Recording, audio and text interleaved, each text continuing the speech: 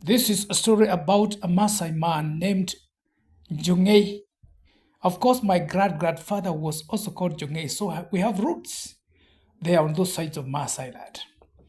Ole Jungei, a middle-aged Maasai man, stood at the edge of the busy Nairobi street, his eyes wide with wonder. He had never seen such a huge city before, and the noise, chaos, and crowds overwhelmed him. He had just arrived in Nairobi, and his first task was to cross the road to get to the other side. Olenchungei watched as people walked across the road, but he didn't understand the rules. He didn't understand how they were able to cross, and the vehicle was still coming. He stood there for almost an hour, confused and unsure of what to do.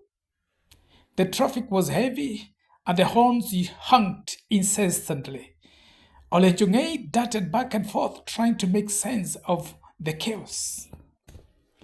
Finally, he spotted a gap in the traffic and thought it was his chance. He looked both ways, but his eyes landed on a mini vehicle, Matatu, speeding towards him, a small one. Ole Jungei reasoned that this was a child vehicle, small and insignificant, and couldn't possibly harm him. With a burst of confidence, Ole Jungei stepped onto the road, his bright red shuka flowing behind him.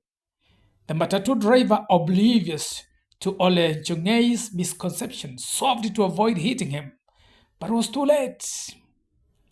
The vehicle struck Ole Jungei with a sickening thud, sending him flying through the air.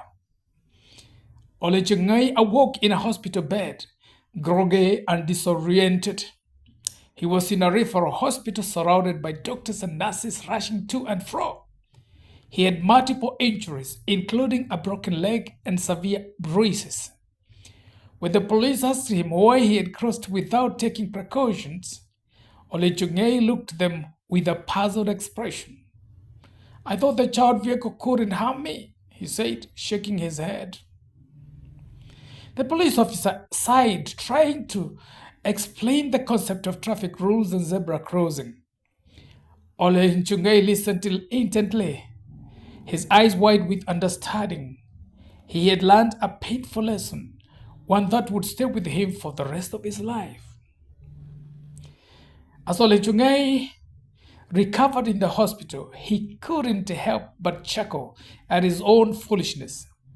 He had thought he was being brave taking on the child vehicle, but in reality, he had been naive.